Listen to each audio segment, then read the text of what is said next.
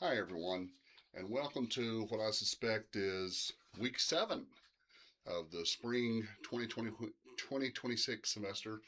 This is English 1302. I'm Joseph Fly. I'd like to start today's video with a quick discussion of the main ideas of your 3 reading assignments. In fact, I'm going to give you 3 themes, and I'm hoping that you can tell me which short story they come from. If you want to have your syllabus out, you're welcome to. Of course, you won't be able to on the test, but which is coming up probably next week. Wow. Okay.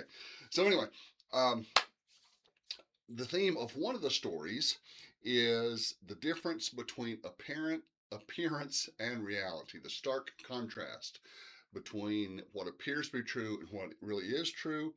The story explores how deception, hypocrisy, and the pursuit of material wealth can hide beneath a facade of virtue. Okay, that's the theme, the unstated main idea of one of our short stories for today. Another short story talks about the transition from youth to adulthood. In literature, we call that a coming of age story. Um, it also includes themes of rebellion against social conformity and the consequences of choice. Finally, that's another one of our short stories today. And there were 3 assignments for this week. And finally, the last one questions whether true happiness can coexist with suffering.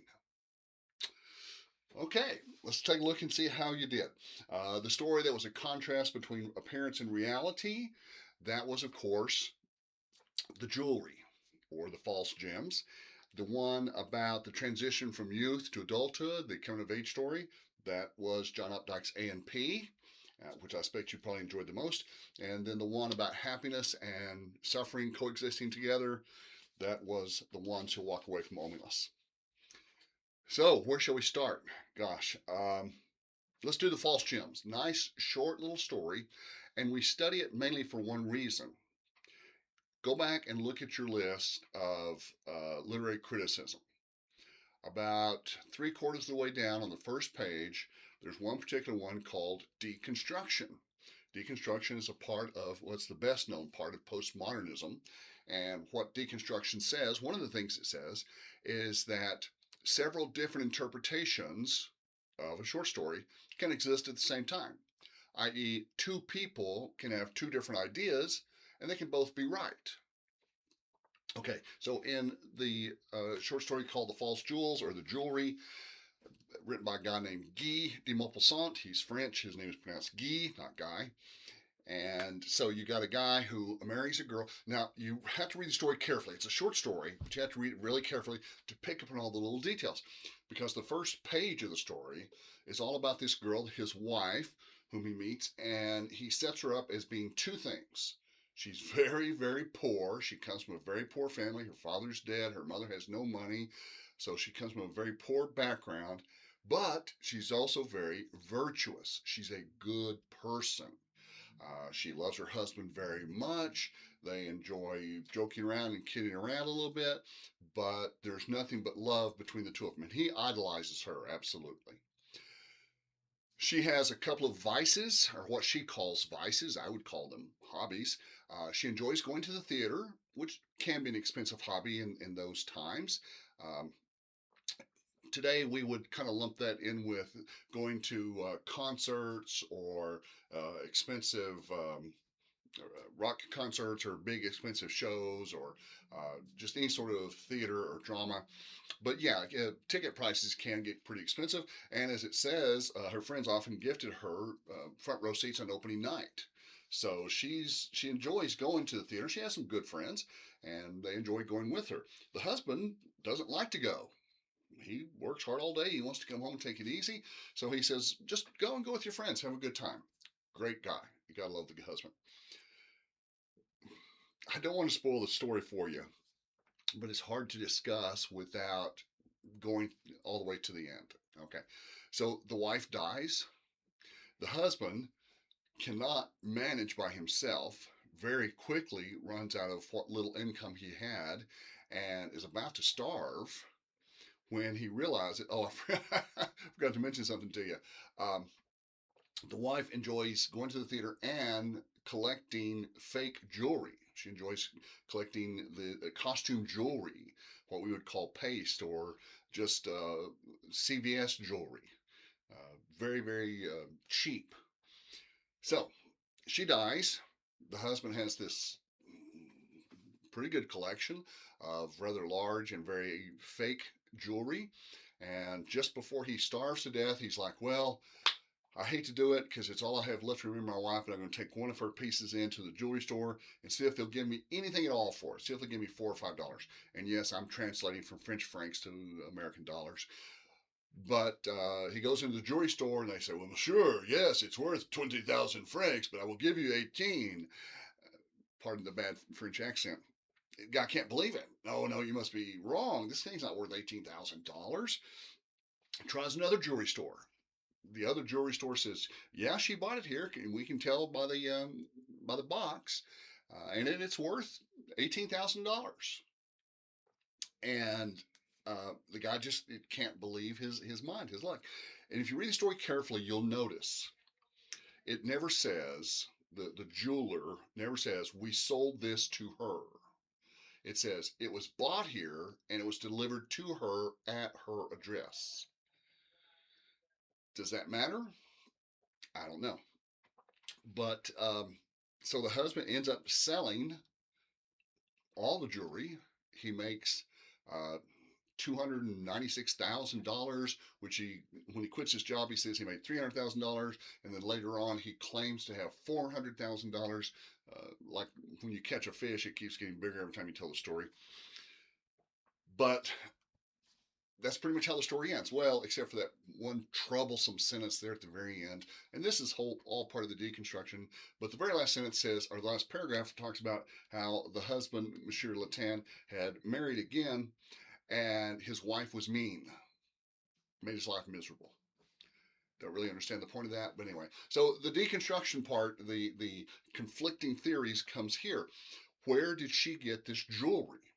Did she take a lover who gave her the jewelry? Did her rich friends give her the jewelry? Did she steal the jewelry? Was she really a cat burglar by night? Did she have some hidden wealth before she met her husband? We don't know.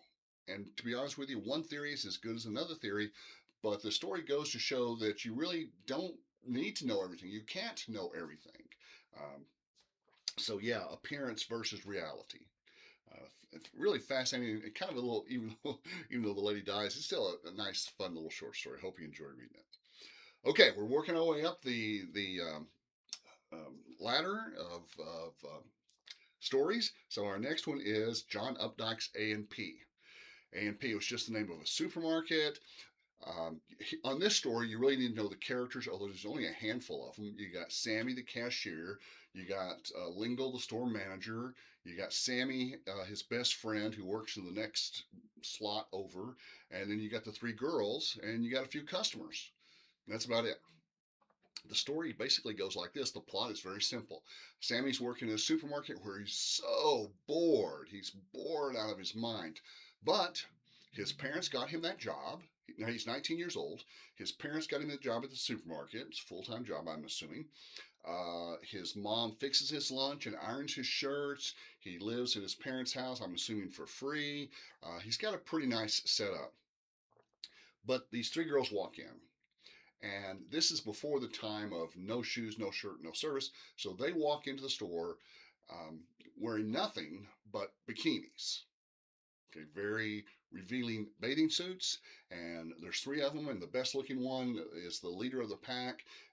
He calls her Queenie, and she leads the way around the supermarket. They pick out the one thing they're there to buy: herring, kingfish deluxe, herring fish and sour cream, 49 cents. They go in, they buy the one thing. On the way out, the manager comes out and he says, girls, don't come in here unless you're covered, because they don't have a t-shirt or a shawl or a wrap or sandals or anything. And I mean nothing other than the bathing suits. In fact, when they get ready to check out, Sammy has a very cute little moment where he's ringing them up and bagging up their groceries. And he's wondering to himself, how are they going to pay for this? Where's the money going to come from? Because they don't have purses. They don't have pockets. They don't have anything. And then the lead girl, Queenie, pulls out a dollar bill from between, quote, two of the smoothest scoops of vanilla ice cream you ever knew there were. It's a cute little image. But Lingo embarrasses the girls. They get mad, walk out. On the way out, Sammy quits trying to impress the girls. But by the time and he's hoping to get to talk to them or to go out, I guess. But by the time he gets out of the store, they've gone already. So he obviously failed in impressing the girls.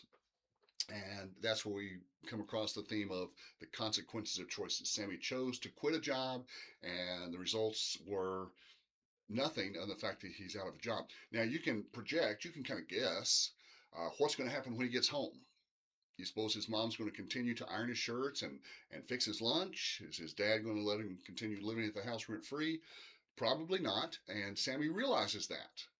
And it says he felt a hard feeling in the pit of his stomach as he realized, quote, the world was going to be hard hereafter. Yeah, welcome to adulthood, Sammy. Then finally, and again, I realize we just kind of blew through that, but the last story for this week, it was called The Ones Who Walk Away from Omelas. And this is really a deep philosophical treatise on suffering versus happiness. There's a fictional town called Omelas. In case you're wondering, Ursula K. Le Guin is a science fiction writer, a pretty well-known one. And she writes this little science fiction story about Omelas, which is a utopia, a place of perfect happiness where everyone enjoys perfect health, perfect wealth, everyone's dancing and happy, and just everyone gets along. There's no violence, there's no war, there's no conflict, perfect food, the animals are happy. If you have to have drugs, there's a drug there called Drews, which won't cause any side effects whatsoever, no hangovers, and everybody is just as happy as can be. But when every citizen of Omelas comes of age, when they reach adulthood, they are taken down into the basement of either some big house or some government hall to a small windowless closet, a mop closet.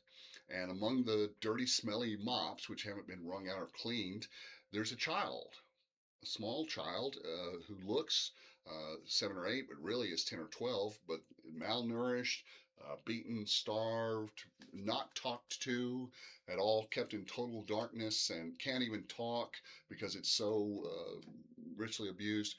And everyone who goes to see this child realizes that their society's perfection, all of their happiness, all of their wealth, all of their everything depends on the suffering of this one child. If we release the child, we lose all the great things about our society. Most of them come to terms with it, learn to live with it. A few of them, though, walk away from Omelas, hence the title. The question becomes, how much suffering should we be willing to put up with for maybe not a utopia, maybe not a perfect life, but for a pretty good life? How much suffering should we allow in order for our own bit of happiness? And the follow-up question to that becomes, well, where are they walking to?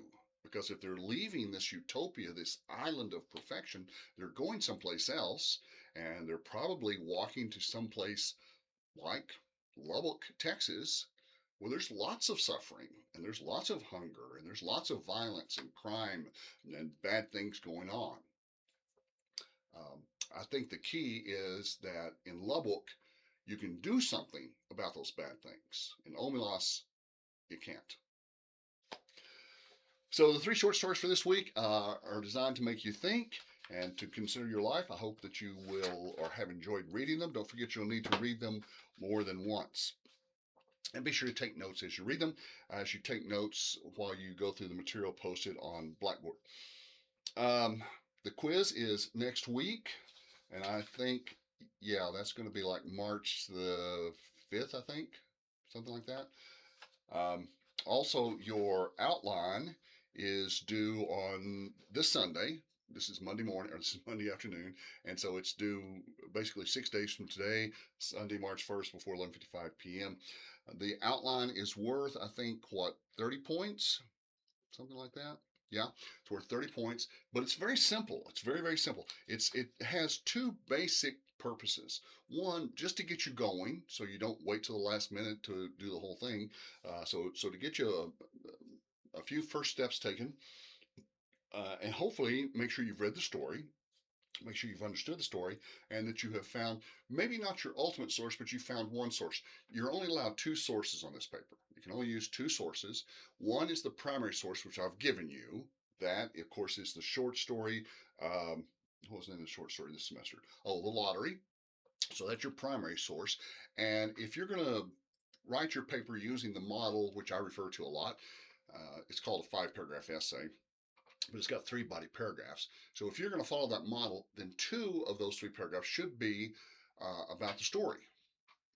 With quotes from the story to support whatever point you're making about it. And then 1 paragraph can be at the end, could be at the beginning, should come from your secondary source. And that's probably going to be a definition of whatever aspect of formalism you're using. If you're going to talk about irony in The Lottery, then I would have a paragraph that defines what irony is. If you're talking about setting, a paragraph that talks about what setting is, and make sure your secondary source supports that. Well, of course, that's true throughout the entire paper. Make sure all of your quotes support the point that you're trying to make. Now, don't forget, okay, you have to have these building blocks, these chunks of ideas. The first small one is called the introduction, and it mainly does nothing except open the page to the main idea, and it provides a place to put the thesis, which is the main idea. The thesis is the last sentence in the introduction, and it really should mention the name of the short story, the name of the author, and the point that you're trying to make. So the use of irony in The Lottery by Shirley Jackson is impressive. You only have to have that once in the introduction. You don't have to repeat it. It gets a little redundant. And then you have 3 body paragraphs, each of which begin with a topic sentence, followed by a quote, followed by an explanation or examples, and then a short conclusion, which sums up, restates, renames, no new ideas. You do have to do all of that in 700 to 1,500 words. So 2 to 4 pages, roughly. So roughly 3 pages. And you want to follow MLA formatting. And I'll send you some more information on the Works Cited page, although it's easy to find. But I'll send you a link, so will be even easier than that. All right, I'm looking forward to hearing what you have to say about the short story. It's a fascinating little short story, and I hope you enjoy reading it and writing about it. If you have any questions, drop me an email, jfly@southplanscollege.edu.